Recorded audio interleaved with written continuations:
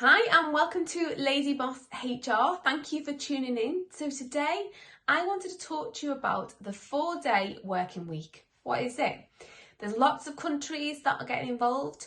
The UK has been encouraged to sign up to a 6-month pilot programme at the moment.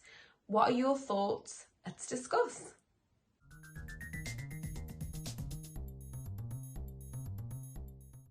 So the not-for-profit organisation 4-Day Week Global has made the headlines recently as they have launched their 6-month pilot programme. They are encouraging countries, they are trying to encourage the UK to get involved in this programme.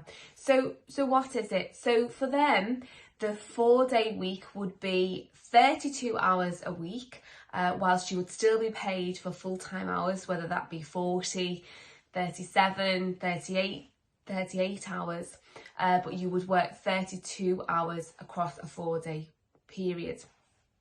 An alternative to this that some companies are looking at across the UK is that you compress the hours instead. So if you have a 40-hour week, you would compress that across 4 days. So that would be 4 10-hour days instead. So what I thought we could do today is just have a look at what the pros and cons are to that 4-day week, just for you to consider. It was something that was announced by Labour in 2019 before the general election. They did say that they would look to work towards that 4-day week. There has been a lot of talk about that, and I think in particular now, more so than ever since we have been in a 2-year pandemic. So work-life balance and the consideration around the balance, it has become very, very important to people. So it's a hot topic. Let's discuss the pros and cons.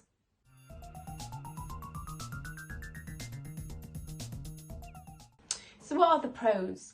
Well, one of which is obviously the green agenda. So if we are working a 4-day week, that means if you are working from the office, there is only that commute 4 days into the office. Also the energy that we need to produce to obviously heat and lighting for an office would be reduced. So an organisation could reduce its carbon footprint quite easily through adopting the 4-day week approach. Obviously, the most obvious one here is the flexibility. So providing your people with a good work-life balance, with them obviously having 3 days that they can do other things, activities, hobbies, spend time with the family. So that is a massive benefit, particularly if that is something that is very important to your people. You can also look at diversity within the workplace. Obviously, again, an assumption here being that if you've got people working a 4-day week, there is that reduction in childcare, that ability for people to be able to pick up their children. It may have a positive impact on your diversity within the workplace. Good PR. Let's all be honest about this. Some organisations are using this, not that you should use something as a tick box exercise, but if you are an early adopter of this change, then that could position you really well within the market to be an employer of choice. And we are all struggling with recruitment right now. It's a tough market. So if you can position yourself and be seen as an early adopter and embrace change, then that could be potentially a real positive for you for candidates of the future.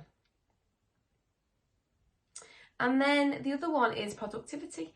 So one of the things that I've made a note on here is just that if people are happier, as I talked to you about many times around engagement, then the likelihood is that they're going to be more productive.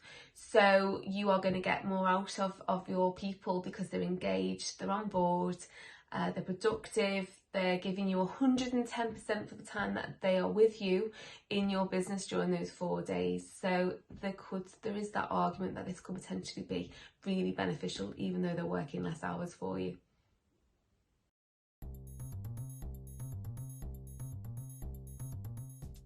So what are the cons of a 4-day working week? Well, I've got to be honest with you, I think this is probably it's specific to industry sectors. Some sectors just would not be able to do this, and it tends to be some organisations, sort of fintech, businesses around that area that maybe don't have to deliver the same service delivery, I've been able to make these changes.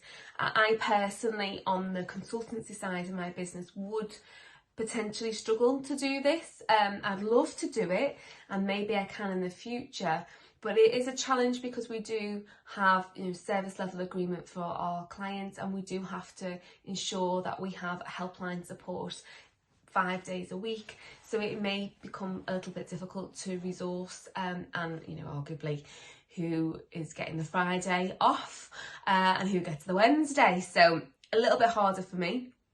However, the other challenges you've got is the risk of burnout.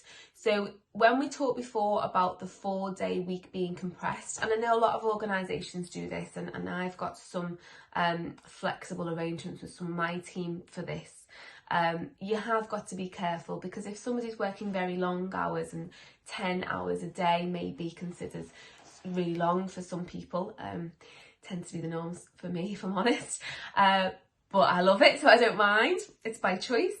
But you have to consider burnout, and you don't want to put that additional pressure. You're trying to help and add to the work-life balance. You don't want people to be exhausted during those 4 days, or feeling that they just can't cope with the workload that they're trying to fit in. Obviously, the work, 40 hours of work into 32. So that's a consideration for you.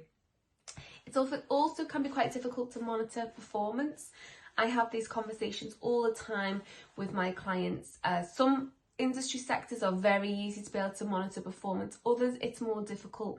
So it is hard. We've talked a lot around productivity over the last 2 years, and you know, people have needed to try and find a way to monitor their people and to see how productive they have been working from home. And it's still a hot potato. Sometimes it is difficult to know, actually, are people effective? You would like to hope, and I've been reading a book recently which is talking about sort of being very highly effective and maybe working less hours across a week, but when you do work, it'd be really effective. But it's just ensuring, and my concern, I suppose, is how do you ensure that people are productive for those 4 days? Because we all know for the 5 days, we all, within, you know, an 8-hour day, do lose concentration at times. So what we're asking for people to be is 100% on it for 4 days for it to be effective, and that may be quite difficult to monitor.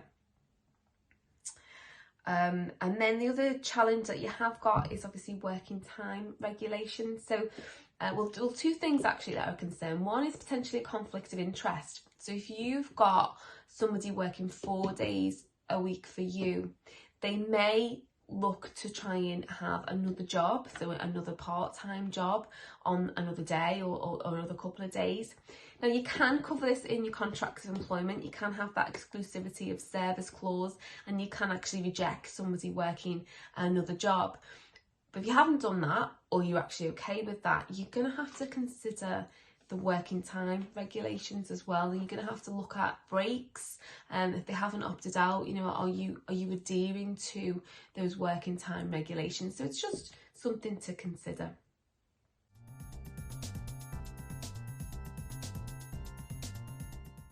Okay, so if it is of interest to you and you think, oh, actually, I think that may work for my business, then fantastic. I really am sitting on the fence with this one. I am interested to see what the pilot programme does demonstrate. I know you've obviously got some countries like Belgium, for example, where they have adopted these policies. You know, people do have the right now to request 4-day working week. The employer has to, they can reject, but they have to justify their reason to reject. So there are other countries that are making these changes. So for me, if you are looking to adopt this change, maybe consider a pilot first. So see if it works, think about the practicalities of this. I mentioned before, one of my challenges that I would see in my business would be that the consultancy operates 5 days a week, the software business operates 7 days a week. So we would have to have some sort of rota in place. Can I resource that? Have I got enough people to be able to resource that? And then the other challenge is who gets what. You know, everyone's going to want the Friday and everyone's going to want the Monday. So how do you keep that fair? That's already a challenge for most businesses who adopt a hybrid model, if there is that sort of mix, because everyone again wants the Monday and the Friday most of the time working from home. So you do need to consider that. If you do want to do it and you want to make it more permanent, are you going to make a contractual change? Are you going to keep it quite loosely worded, not put something in the contract, but then you do need to consider, will it become an implied term in the future? One of the most important things here to consider as well is never assume that this is what your people want. We make far too many assumptions as employers around what people want. You know, they want a pool table, they want a bar. I've just been recently to an event where we've had this sort of debate about, you know, what's important to people's environment. Is it money? It may not be. And people may not want to work 4 days a week. They may want to work 5 days a week.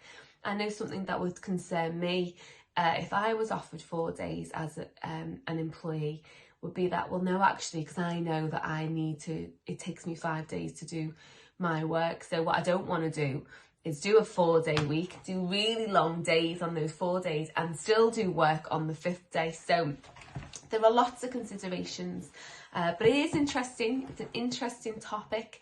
And I do believe if you can do it, then because of the difficulties we have got in the market right now, it would put you in a strong position to be that employer of choice and to be seen to be an early adopter, rather than maybe be forced to do it in the future, which, you know, potentially could happen.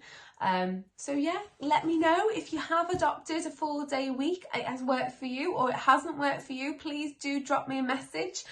Drop me a message below or send me the information. It'd be fantastic. I'd love to know. Really would love you to share with me. Please do follow me on my other social media channels. It's great for us to be on this journey together. So please see my details here. Have a great week and I'll see you next.